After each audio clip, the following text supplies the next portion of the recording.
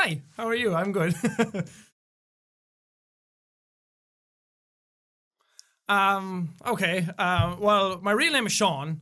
My real name's not Jack. It's probably going to blow the minds of many people.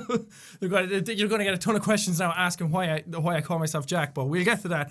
I'm from Ireland, so I'm a really long way away. That would probably explain why I'm new to the whole South by Southwest thing. I don't get out to America often, and this will be my first time in Texas, so it's going to be a lot of fun. And I'll probably boil alive in the heat because I'm not used to that kind of stuff. But I'm 25. I play video games on YouTube, and I record myself doing it. And I yell very loudly at things, and I scream and shout. And I'm very mature. We'll get that out of the way now. So that's all I really do. I play games. I read comments. I interact with everybody online. I do vlogs from time to time. I'm a man of all trades, and as they say, a jack of all trades and a master of few. Oh yeah. Well, the name first, because I said my real name is Sean, but for some reason, because Sean is Irish, Irish for John, and my mother kept saying that Jack was a nickname for John. I don't know why. They both had the same amount of letters. Just call me John then. But she said Jack was a nickname for Sean. So she used to always call me Jack when I was younger. So, like, I've been called Jack by my family my entire life. It was nothing new when YouTube started. But when I was in school, in secondary school, or I guess high school, to you guys, one of my friends found out that my mother called me Jack. So to try and make fun of me and call me like a little mammy's boy, he used to call me Jack all the time to try and make fun of me. And that kind of stuck for a while. And then we were out playing football one time, or soccer, and I can't remember who it was or the specifics of it, but a ball came towards me and another guy came up and hit me in the face, and he hit me right above my right eye, like where the eyebrow is, and it just cut open, it split open. I had blood all coming down my face, and I had to go and get it bandaged up, and then after a while it kind of got infected. So the guy who was calling me Jack before then suddenly started calling me Jacksepticeye. And it stuck after that. And I thought it sounded cool at the time, because everyone had just been calling me Jack, and then he called me Jacksepticeye. And I thought it sounded like a cool gamer tag to have. And I couldn't think of anything else whenever I went online. So all my gamer tags used to be Jacksepticeye. So when YouTube came around, I had a YouTube channel for quite a while before I actually made videos on it, just to comment on other people's videos or like them or watch them. And then Jacksepticeye just sounded like a natural thing to call myself. So when I started making videos, I still had the same channel, and I just started uploading videos there, and Jacksepticeye stuck, and I don't know, I kind of took off. It's not the nicest sounding name. It doesn't sound great.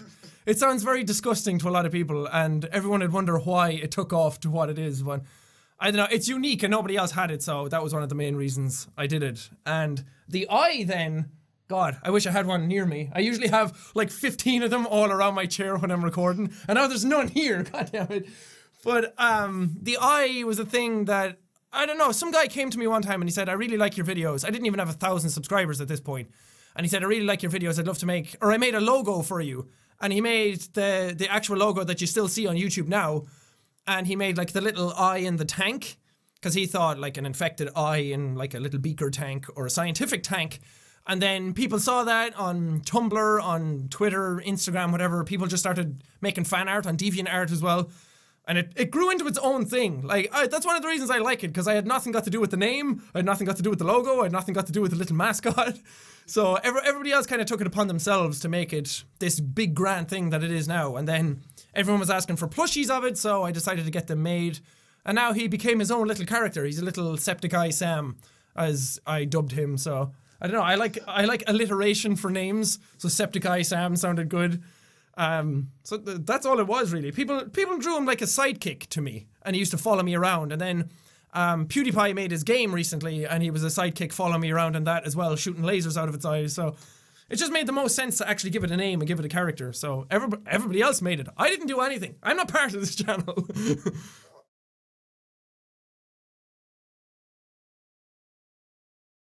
I guess is probably the best way to summarize it, because I have no idea how it happened either. So stuff kind of just took off. I had been making videos for a while, for about a year, I'm coming up to like 3 years, so I've only been doing it like 3 years by now. March, then it'll be 3 years. By the time South by Southwest is on, I'll be doing YouTube for 3 years. But it just kind of started, I wanted to make videos in my room because I saw other people doing it, look cool. And then I had made some videos and I had like 2,500 subscribers, and then PewDiePie had a shout out competition, and I was like, okay, I'll throw my name into that and see what happens. And I was one of the people who he picked out of like the bunch of like 4,000, I think. And then it went from 2,500 to 15,000, and then it kind of died down again after that. So I thought, okay, I have a decent audience here now of 15,000 people. If I want to do it properly, I should just like sit down, think about what I'm going to do, and like plan it out. So then I just started varying my games, and I don't know. I wish I could say like there was a point in time and there was a specific game that I played that just shot it off, but it just kind of came out of nowhere. I just kind of kept my head down and kept making videos, and then people kept subscribing all the time. I guess fast would be a good way of describing it, because everything just kind of happened in the last few years. It was like 2.5 million at the start of 2014 or 2015, and then now it's like 8 million coming on to 9. So everything just kind of happened all of a sudden. It's very overwhelming, but I'm very grateful for everything that's happened. I'm very lucky that people stumbled upon the channel when they did.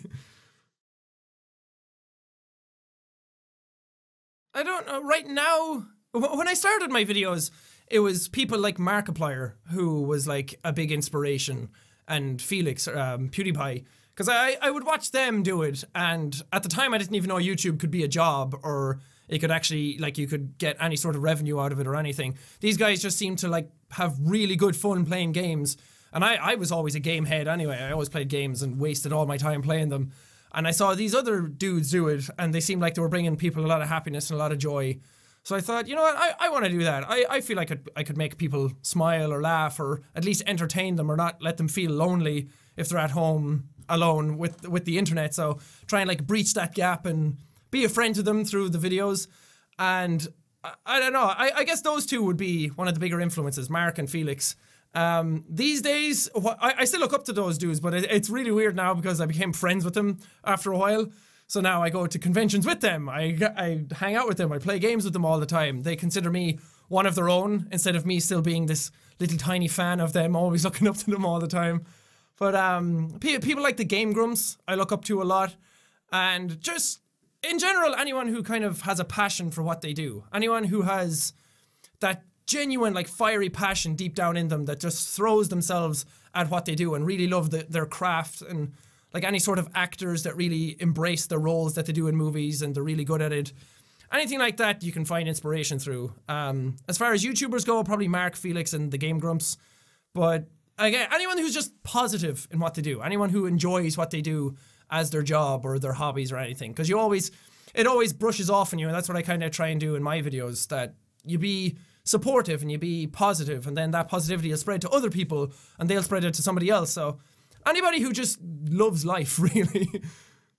It's such a cliche answer, I know, sorry. I'm trying to think back when I was doing it and the struggles I had at the start.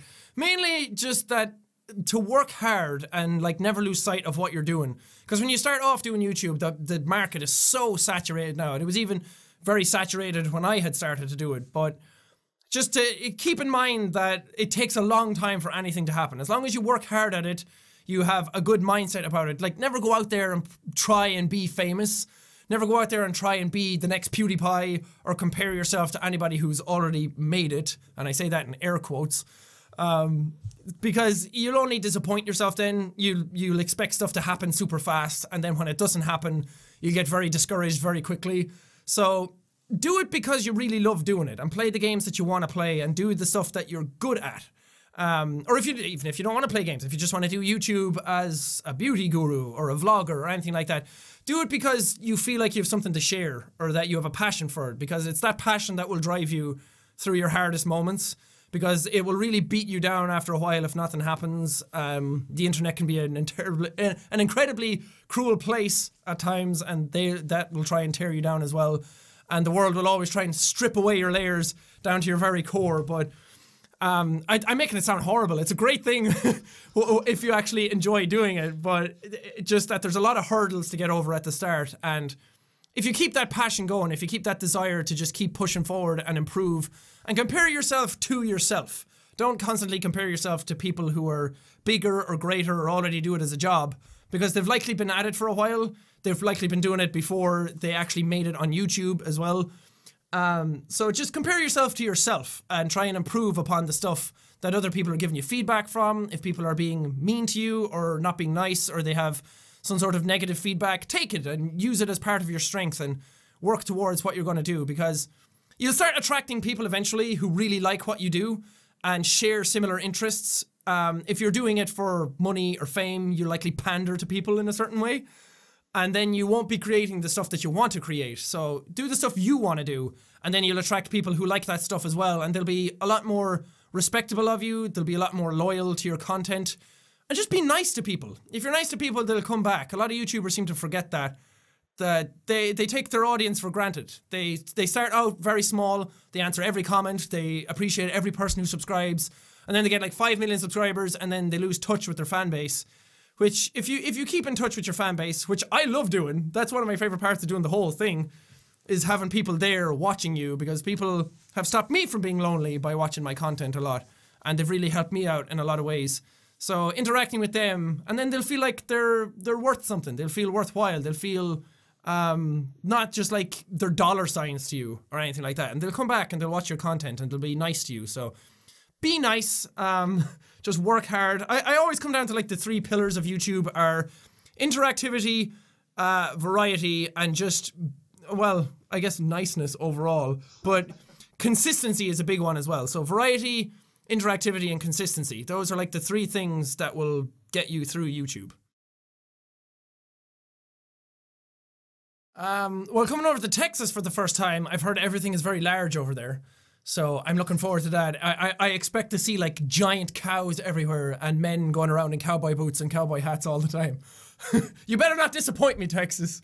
Sorry, that's stereotyping. I don't actually expect that, but I'm looking for... I don't appreciate it at all. I've just insulted every single person listening to this. But I'm looking forward to the sunshine more than anything. Coming from Ireland, we don't get that. It's rainy and gloomy all the time over here. And I'm looking forward to going over there. And I've heard it's a pretty big event, and there's a really good atmosphere around it. I've actually heard a lot of it from my oldest brother, who's big into music. So a lot of the stuff he's been telling me is like, when he heard that I was doing like the South by Southwest Awards, he was like, dude, really? That's like a big deal. Because he's always watching it, and he's always watching like awards for music and movies and stuff like that. So he's very excited about it, and he was telling me a lot of stuff about some of the people who have been there, some of the groups that have been there, the movies, the actors, the bands, those kind of things. So, I don't know, I think I want to be part of the atmosphere. I love going to conventions, and I love being in that whole, like, being in a place where similar-minded people are, and everyone's kind of just enjoying games. Everyone's enjoying movies or music and stuff like that. And it's a really good atmosphere. You always meet some of the nicest people ever at these events.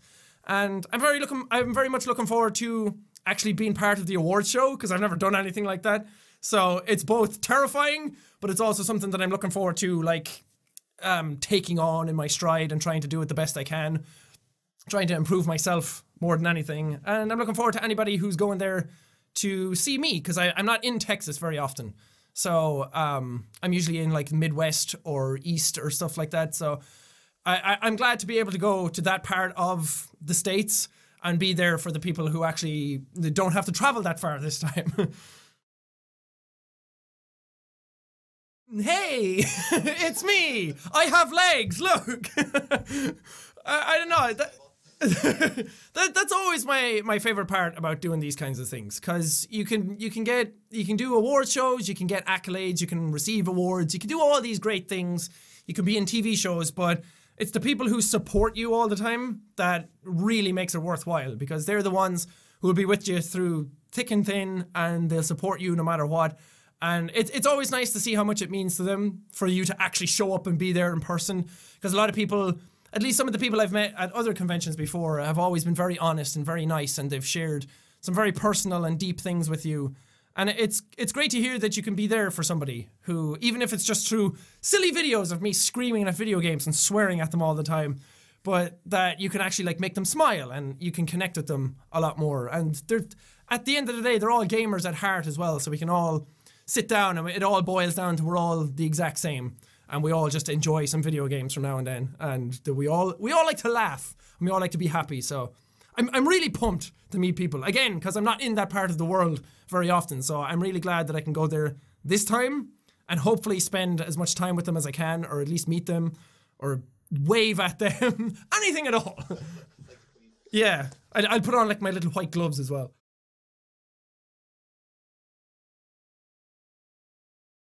I'm going to be funnier, I'm going to be louder, and I'm going to look better in a suit than he did.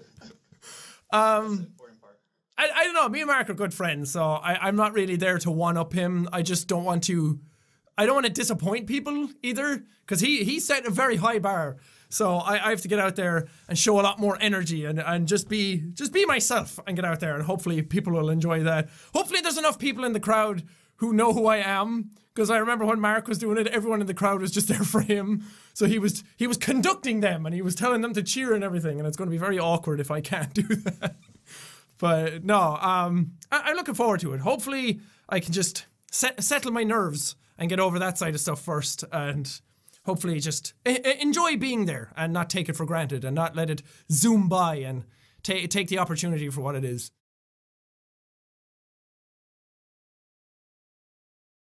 Oh God, why are you asking the hard questions, man? And it's not even a case, I wish it was a case of like, wow, I've read so many books that it's between this and this. It's a case of me being like, God, I don't read. Because I don't know, reading for me has always been like, I don't know, I must have ADD or something, because whenever I sit down to read, I can't concentrate on what I'm doing. But I have read a few books. Does the Attack on Titan mangas count? Because technically those would be the last things I read, or the guide for Bloodborne. But the last novel that I've read, I think, was The Shining, which was a while ago when I was back in college. I remember when I was traveling back and forth to college, I was on the bus all the time.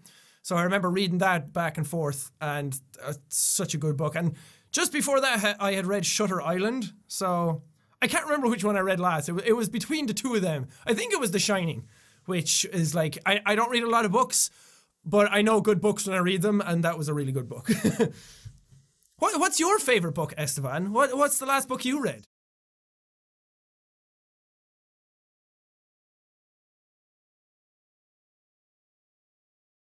Oh, finally. This question I can answer. This question I can talk about. My favorite game of all time is Shadow of the Colossus. It always has been and probably always will be. Well, it's Shadow of the Colossus or Dark Souls.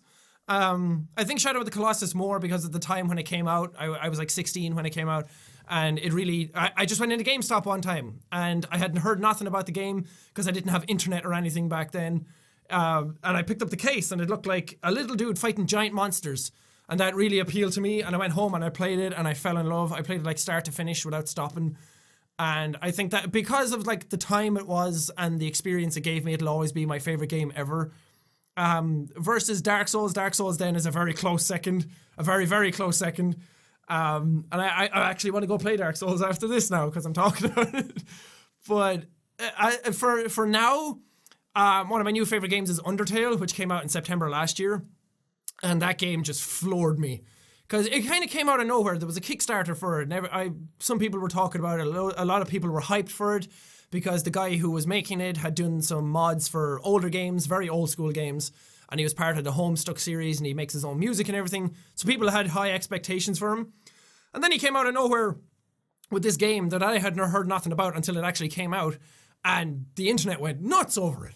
And there's like, within a month, it became like, I don't know what to compare it to, because it became its own beast. And there's so much fan art and so many remixes of the songs and everything that came out. And people were telling me in the comments, you gotta play Undertale, you gotta play Undertale.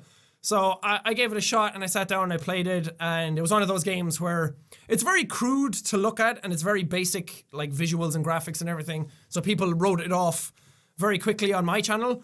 But then people started to see how good the characters were, how good the music was, how good the story was, and I was doing all the voices for the characters and everything, so it gave a lot more life to it, and that series and that game like instantly went to like the list of top 5 games ever for me.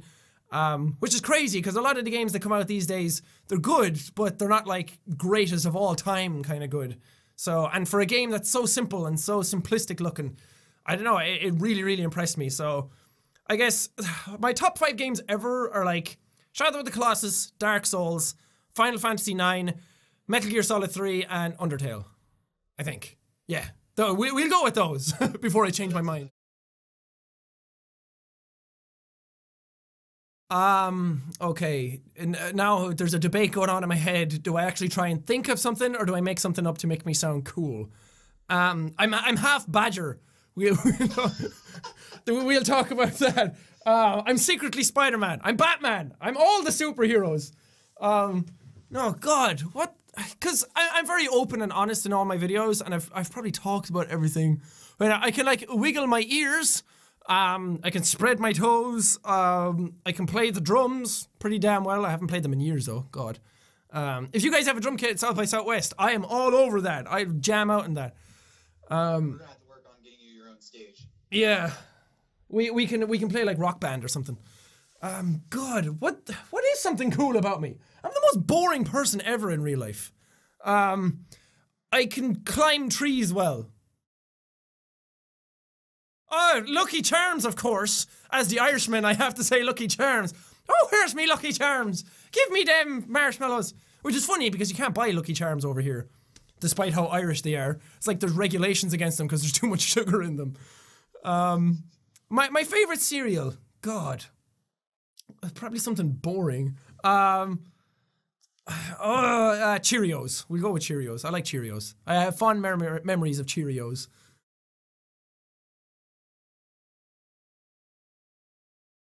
Where can they find your YouTube videos? Yeah, well, you can find me as Jacksepticeye on YouTube or Twitter or Instagram or anything. Being a YouTuber, you kind of have to have all the social medias. So just search Jacksepticeye in Google and you'll get them all. But mainly YouTube. And if I'm not on YouTube making videos, I'm likely on Twitter or Tumblr because I'm there a lot interacting with people. So come say hi. I'm very nice. I'm very friendly. I don't bite, even though I'm half Badger, but that's only at nighttime. Bye! Can't wait.